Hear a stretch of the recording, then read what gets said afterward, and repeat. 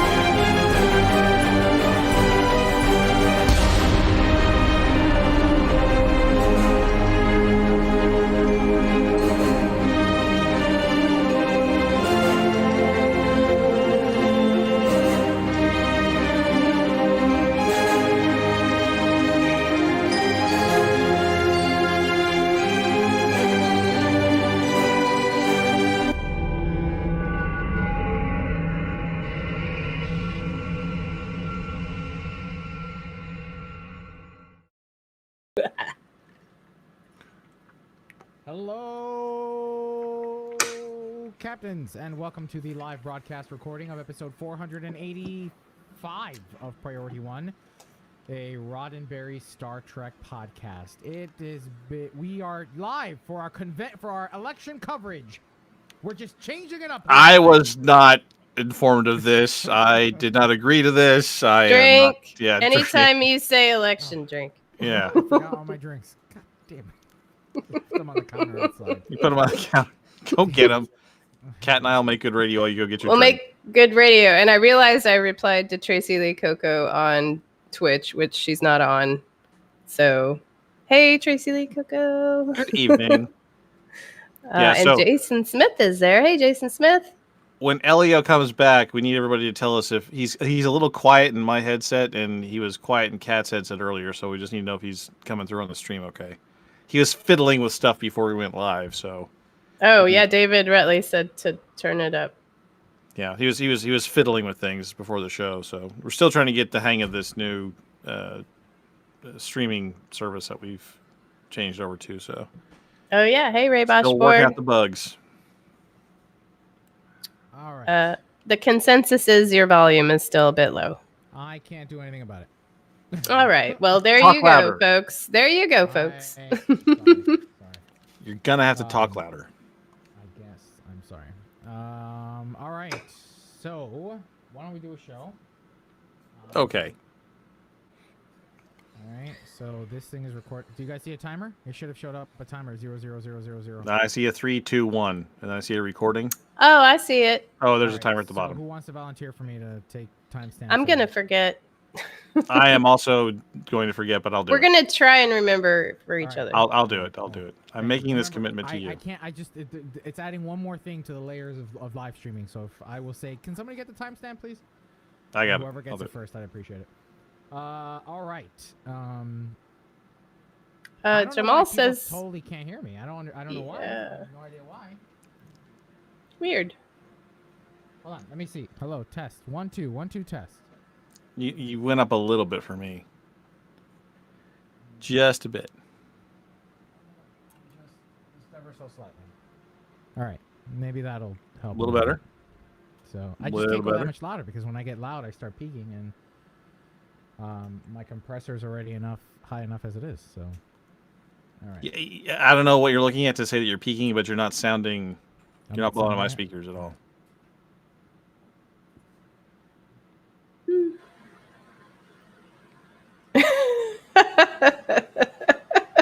What happened? Jamal Taylor says it's like you're talking in the next room at a budget hotel. I have a budget hotel. Yeah. Oh, goodness. All right. All right. So intro is starting at the 1 minute and 30 second mark. And Kat, actually, Kat, you read it last week, right? So Tony, why don't you do it? Okay. This week on episode 485 of Priority 1, we trek out shaved heads on the set of Discovery Season 4, Blue Del Barrio's Star Trek debut, David Ajala's mischievous costumers, and Doug Jones catches up with Collider. In Star Trek Gaming, Star Trek Online joins the Vendors Hall, the Prometheus gets a fresh coat of paint, Scopely gets paid, and we discuss the similarities of Klingon culture and cold soup. Then we head on screen to watch Star Trek Discovery's newest episode, People of Earth. Hello, Captains. You're listening to episode 485 of Priority 1, a Roddenberry Star Trek podcast. Your weekly recap and review of all the major news happening in the Star Trek multiverse. This episode was recorded live on Wednesday, November 4th, 2020, and available for download or streaming on Friday, November 6th, so long as the United States is... That's close enough to saying election. Drink. Drink. Time for drinks.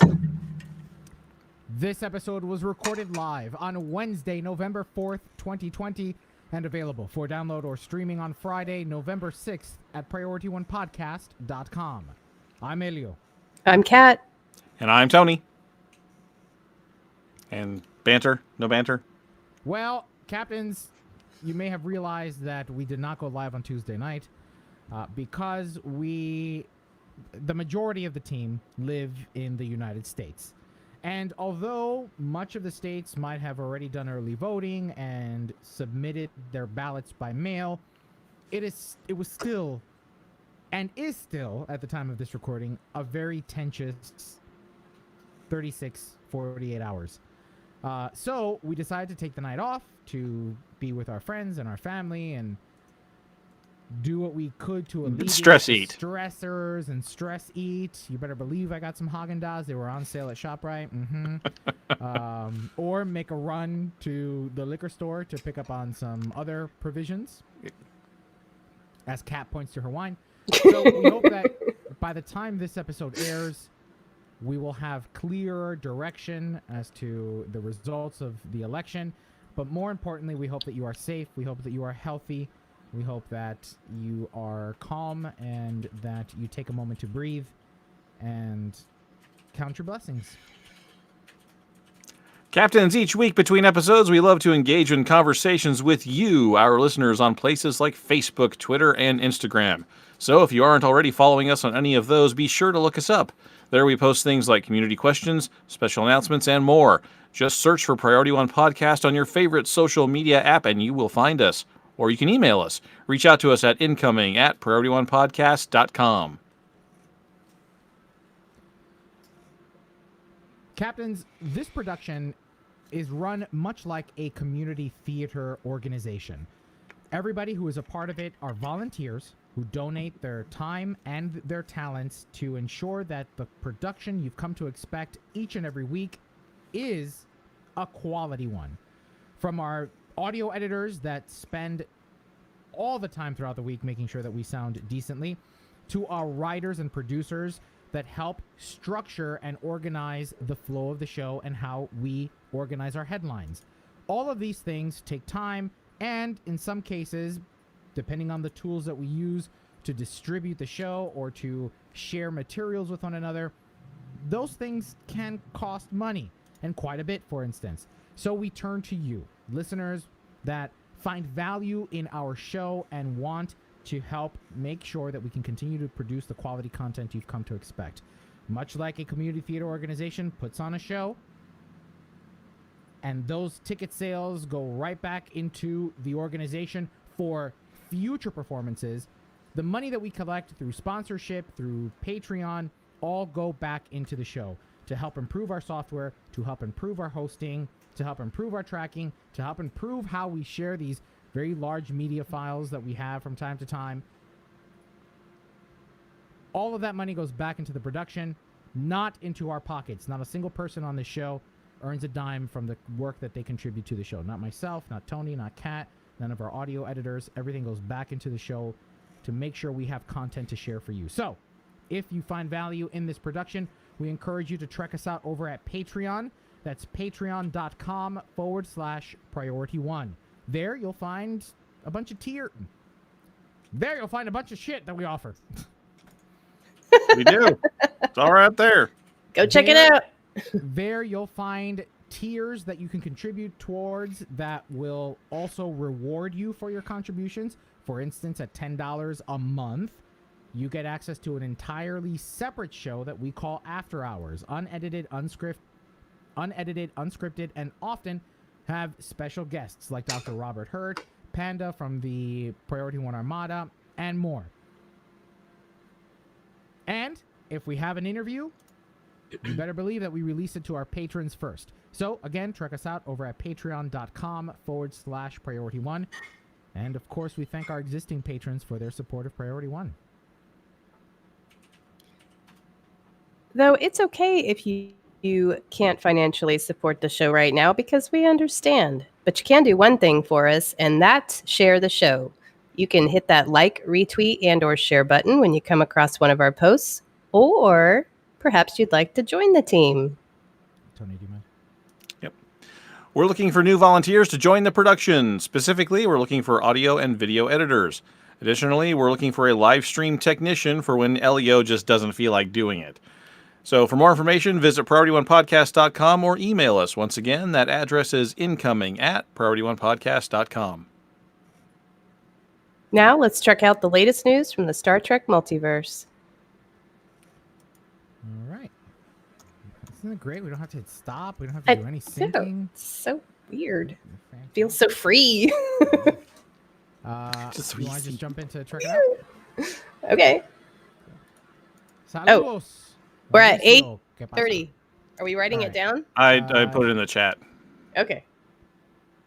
All right, so 8:30. Check it out in 3, 2.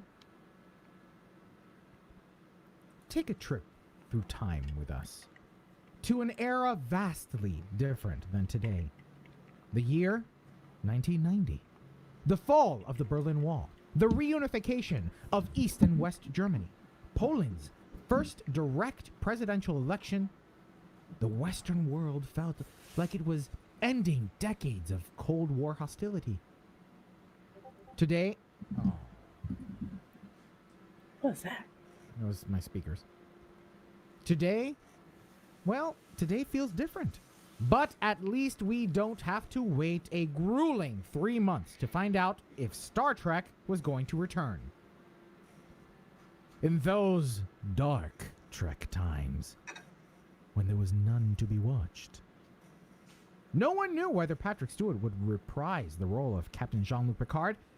Today, we have word that Discovery is shooting its 4th season. Wait, that didn't flow right. In those dark Trek times, when there was no show, and we didn't know whether Patrick Stewart might ever reprise the role of Captain Jean-Luc Picard? No, I'm reading it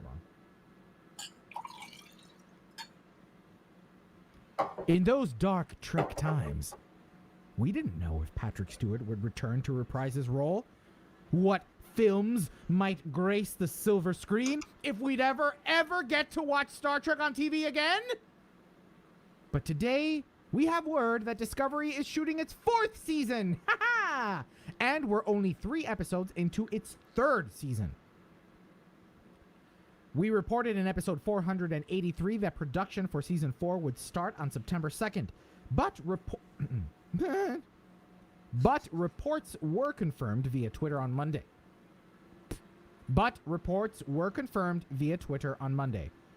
Star Trek Discovery showrunner Michelle Paradise tweeted, quote, "Day 1 of season 4. So proud of our room, breaking and writing from corners, kitchens, garages, and home offices. And our production team prepping a new season is a lot, especially in a pandemic. They've done incredible work to get us here and keep everyone safe. End quote. Out of an abundance of caution, we're going to hit the spoiler alert klaxon. Insert klaxon here. Okay, shortly after Paradise's tweet, Saru's Doug Jones tweeted a video shaving his head. Later, Jones shared a before and after photo. So, that means, unlike in 1990, we are sure to be getting our current captain back on set. For a link to the tweets, head on over to our website at PriorityOnePodcast.com. You'll find them in this episode's show notes. Klaxon. Klaxon. Cracking me up. What does Panda say? Klaxon, klax off. He was just making a joke. Oh. It's the klaxer.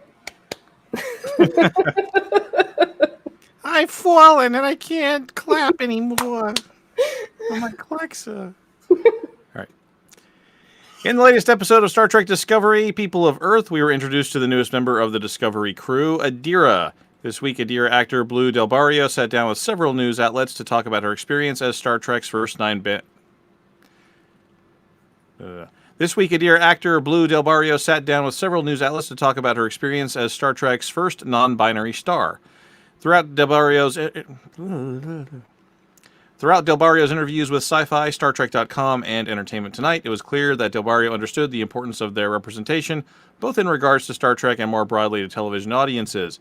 When asked by Riley Silverman of Sci-Fi.com why Adira was referred to as she, her, instead of they, them in People of Earth, Del Barrio responded, quote, "Yes, that'll definitely be addressed, and Adira is non-binary, even when people are using she, they pronouns for Adira because they have not shared their identity with the rest of the Discovery crew. Yes, and this was basically the case because I still wasn't really out to my family, and I didn't want to be out on screen as a character who I was..." Wait, no, okay. Who was? Yeah. And this was basically the case because I still wasn't really out to my family, and I didn't want to be out on screen as a character who was out until I was, end quote. Later in the interview, Silverman mentioned the importance of the trill in the trans and non-binary communities, despite cis actors playing these roles, and how Discovery is seemingly subverting the implication that the trill are only trans or non-binary because of the symbiote. Del Barrio responded, saying in part, quote, "There's definitely a lot of the queer community that attached itself to the trill species, but not because the trill were necessarily like, oh, you know, because they are a host of multiple consciousnesses, they must be trans. Adira is non-binary, has always been non-binary before they were a host. It wasn't that having the symbiote brought out something else in them, but I do like how they've brought in the trill species into Adira's storyline, which kind of validates maybe a lot of what queer Star Trek fans have seen in the past, and they're identifying with the trill in some ways," end quote. We've only quoted from one of the 3 articles mentioned earlier in the story, but each is worth a really good read, but each is well worth a really... okay. We've only quoted from one of the 3 articles mentioned earlier in the story, but each is well worth an independent read, and each gives context to what we've talked about here. Check them all out. We will have links in the show notes. Jake. Never mind. Well, we'll go a bit into her character later in on screen, because we only got just a glimpse into this new character. What we know is that she's human and she's carrying a symbiote. And although in TNG that was not possible, right? Because Riker was the one who carried the trill in that episode, but not for long. We are, 600 years in the future now. And canon's a burden. Yeah, Canon's a burden, Elio. It's a burden. You got to put it in that blender. You got to put it in the blender. Oh, I see. Mm-hmm. I see. Yeah. Mm-hmm. The Kurtzman blender. That's what we'll call it. This is Kurtzman smoothie.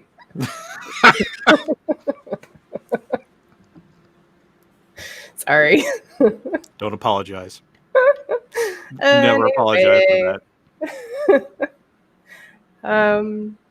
Yeah. Should I move on? Yeah, you should move on. Yeah. You are getting the look. Another of Star Trek Discovery's new edition, Booker's David Ajala sat down with Entertainment Tonight to talk all things Star Trek. During the conversation with ET's Felania Ng, Ajala praised his character book working with the series... Oh, wait. Ajala praised his character Book, working with series star Sonequa Martin Green and the two cats that play his queen, Grudge. When asked by Entertainment Tonight about a possible romantic relationship between Book and Burnham, Ajala was a bit uncomfortable. Quote, "I don't know what you're talking about. It's absolutely platonic. Absolutely platonic. No idea what you're talking about. Sorry, nope." Then he laughs. End quote. Ajala expounded later, clarifying, quote, "Those two characters definitely have an undeniable connection, which is special, and the foundation of that connection is literally the two of them on many occasions have trust the other person with their life. But in terms of a romantic relationship, I don't know. We're going to phase out." Oh, sorry. "But in terms of a romantic relationship, I don't know. We're going to phase out because it feels very platonic to me, but stranger things have happened." End quote.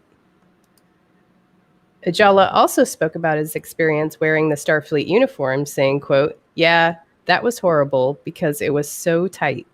When I did my costume fitting, it was okay. I thought, this looks pretty cool. I like it. And on the day of filming, I am convinced the costume department took in a half inch or a lot of the seams on my costume. So when I'm wearing that costume in the scene, and I'm complaining, it was freaking tight. I'm convinced that's what they did. Absolutely convinced." End quote.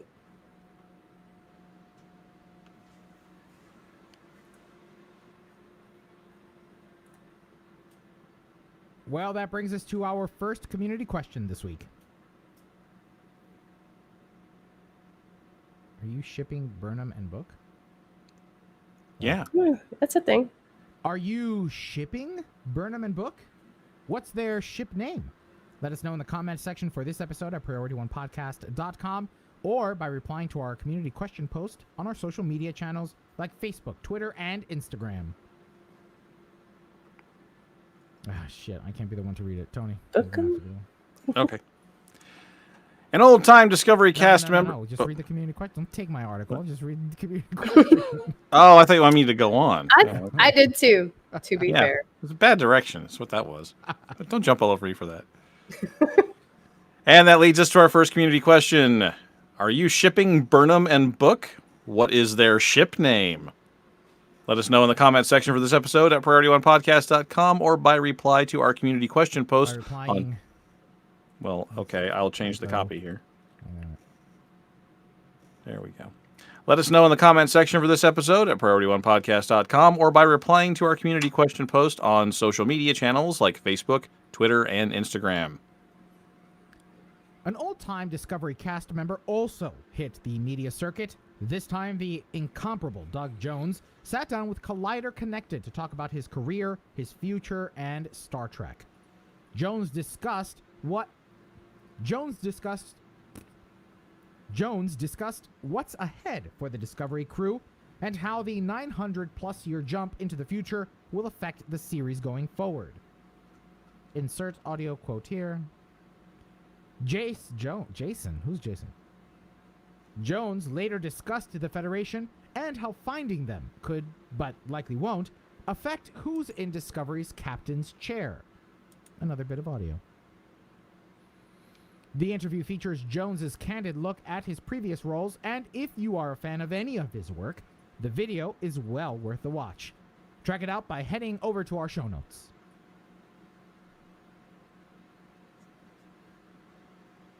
Well, Captains, that's all the news we have to check out this week. Now let's find out what happened in the world of Star Trek gaming. All right. And actually, can you write down the 2020 that we ended this segment? Because, sometimes we go into banter.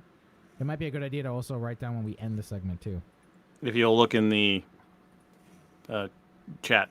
I'm just making a notes there in the chat. Which chat are you talking about? The Riverside FM chat. Oh, okay. Does it save it? I can just cut and when we're done, I can just cut and paste it into a Discord message and pop it over on that. Well, look at you. Thank you. I got it all sorted out here. It comes from running a show over on the other show. You have to figure out how you're going to communicate these things to people. It becomes instinctive after a time. You I know, appreciate it. Thank you. You're Thank welcome. you both You're for- welcome. for your- Serve your- I live to hundreds serve. of episodes. I live to serve. I want to put a Star Trek pin like right here, but I don't want to damage the microphone in any way, shape, or form. I guess I could. If it's got a magnet thing, it won't I'm not hurt. gonna use a magnet on a cardioid. What are you nuts? Oh, Don't you put can a get. magnet on the. I'm sorry. Go ahead. Can you just the ones that have the pin and you? Oh, I guess I yeah. could just. Well, I'm afraid that if the pin is too deep, it might hit the membrane. Might hit the of microphone, cardioid. yeah. Mm, That's what I'm afraid of. But yeah, it's you perfect. could tape it. Duct tape. Yeah, actually, Put that's a some good duct point. tape on that bad boy. Yeah, I might do some duct tape. Hot glue. Hot glue. I could do Oh, there you go. hot glue. I got my daughter a hot glue gun. Well, okay. My wife instructed me to purchase a hot glue gun for my daughter because she's doing craft things now. So that's why it's Mm. the Nice. sort of thing where if I turned her loose with the hot glue gun on my microphone, she'd do things to it. Glittery. Bedazzle your microphone. Pretty much, yeah. All right, you guys ready for gaming news? Yep. Yes. All right. We are at timestamp 22:25. Mhm. All right, gaming in 3, 2. During Star Trek's more than 50-year history, its relationship with real-world science has been contentious. At times. I mean, take your pick. Transwarp, salamanders, weekly mystery flavor. No. Transwarp salamanders. Oh, One shit. phrase. Mm-hmm. I mean, take your pick. Transwarp salamanders, weekly mystery flavor particles, and the JJ prize plummeting 250,000 miles to Earth in 3 minutes, just to name a few. Clearly, Trekkies don't find it bothersome. If anything, it's part of the franchise's charm. Seriously, though? A ship lands in 3 minutes? Crashes in 3 minutes? That said, we'll always appreciate the verisimilitude. How was I able to read verisimilitude without a problem and not paradigm? God damn. You're It looks getting like better. a hard G. It looks like a hard G. It does look like a hard G. And your experiences with the paradigm have made you wiser. Has true. prepared you for the verisimilitude For moment. for the ridicule that I would get if I ever. Oh, way to bring it around. That said, we'll always appreciate verisimilitude, whether we see it on screen or feel it in game. Even if we need Dr. Hurt to point it out to us plebes. I'm going to deliver that one more time.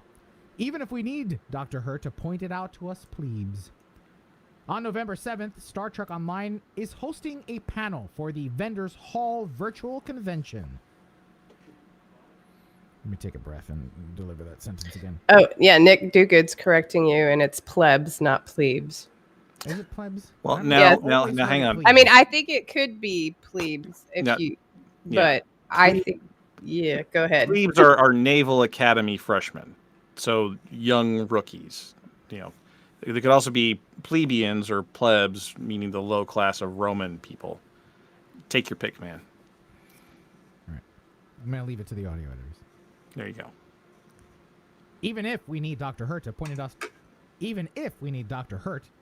out to us plebs. I like plebes. I don't like plebs. Plebs sounds weird.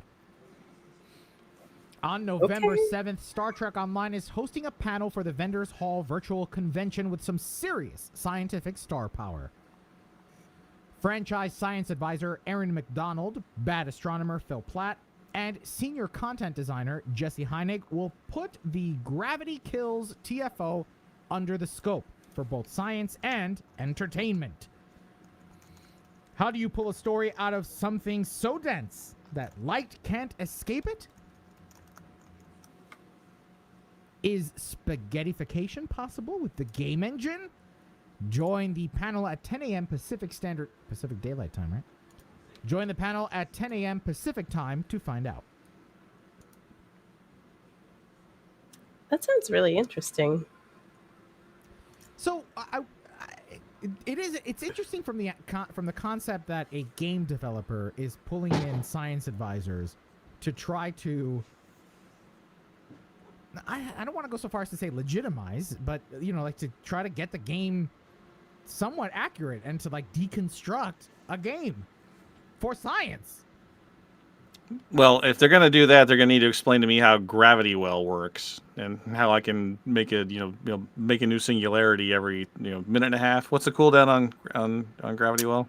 20 seconds. Well, it depends. If you have I guess Photonic it depends. Officer, it's Yeah. way better. Yeah. So I mean, someone's going to need to explain that to me after they're all done. I don't think they want to do that.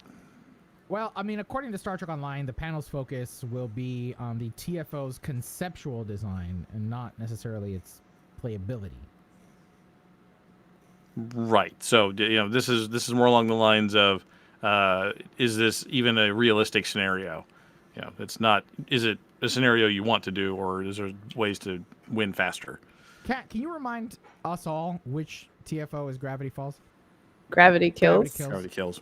Okay, so there's a big gravity, a black hole, and you've got to take those Heisenberg particles and, get them and take them back to the ship. And then all the while, the Zenkethi are trying to kill you.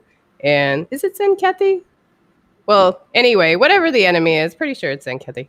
They're terrible. But if while you're getting those particles and taking them back to the place they need to be, the gravity well is pulling, or the black hole is pulling you into it. So it's really easy to get real sucked into that, and then you die. So you not only have people shooting at you, you've got the gravity pulling at you, and you get sucked in and die. I do remember. So you die a lot. I die a lot. Yes, I do remember this TFO now. It's been a while since I've played it, because even when I trigger to join random TFOs, that's not one that populates frequently. But it is a gorgeous interpretation of what a black hole looks like. Oh, it's beautiful. It's yeah, just very challenging. A lot of people, it's not their favorite TFO to play. Come to think of it, wouldn't it be cool if Gravity Well was updated to, instead of that, nebulous cloud thing, if it created a little micro black hole like that? Well, if you have the jellyfish ship, you do get that, and it's amazing. Oh. Yeah. Wait, wasn't the jellyfish in the legendary ship bundle? No, it's in the R&D pack. So if you win one of those, you can get the jellyfish ship. Oh, Thank you, you, why my I just concho. confused myself with that and having the jellyfish. I thought the jellyfish because at Vegas in 2019, remember that big, when they had introduced all these awesome ships warping in that trailer? The jellyfish was part of that. But the jellyfish never made it into the legendary pack. The pack that had, it was like $200 or something like that? No, not that. And Panda just corrected me. It's the Infinity promo pack. So Okay. if you win that pack from the Infinity box, you can get the jellyfish ship. Fair enough. With the mini thing. That's awesome. Is that mini thing better than existing gravity wells? I mean, I use them together, and mini makes it even more amazing. I mean, it's a science ship, so you want to use all the science. I just throw all the clickies at the things. All right. Let me move on to that. Tony, why don't you take this Prometheus bundle? Okay. If escort carriers or science vessels aren't your thing, then the Ships of the Line series has likely left you feeling left out. But we have good news as long as you're a fan of tactical escorts. The Prometheus is getting the bundle treatment, including a remaster of the Prometheus ship model and material. The bundle combines the T5 and T6 variants and tosses in a fleet module for 5,000 Zen, and will be on sale for 35% off, so 3,250 Zen, until November 12th. This is cool. I love the Prometheus is hands down one of my favorite ship designs. I mean, I just love the way it looks. When I decided to do a 3D print of my ship in stow, it was my fleet advanced escort. I love that ship. I love its looks. I love how nimble it is. I love that I have that extra science slot, so I can load up gravity well and then immediately turn around and just cannon blast everything in front of me. You love the fact that Andy Dick was the first captain? No, shut up. Why do you have to poo-poo? Was he? Oh my God, mind blown. I hate you. Why do He was that hologram. He was the hologram. No. He was a hologram. on everything that excites me. I hate you. I hate you. Yeah, but it's good radio. Classic, Damn. classic. Oh my god! I Wow. like Andy Dick aside. Yeah, I love everything else about it. Everything I like else about it is everything else great, about the except ship. for that. Now, I don't think very many players use the multi-vector assault module that actually separates the ship. I tried it out. It was cool at first, and then I was like, you're not really getting a big bang for your buck by using this console. But I have to admit, I switch back to that ship every now and again just because I love how it flies. If I'm not in the Arbiter or the Picard ship. What's it called? Oh, the Lost Arena? Inquiry No, class. yeah. If I'm not in an Arbiter or the Inquiry, I'm in that ship. And if I feel like I want to be like canon, then I'll switch to the Sovereign. But I usually end up rotating around those 3 ships. So I'm excited about the skins. I'm excited about the skin update. I'm excited about... Which I do get, right? I get that even though I'm not buying this bundle. Because I already have the ship, right? That's been my experience. I thought so. Yeah. Yeah, you bet. don't get the ship skeletons. You don't get the the layouts, but I think you get the skins. What do you mean the layouts? They're the exact same ships. The tier, if you don't have the tier 5 and the tier 6 already, you don't get. Right. Yeah. You don't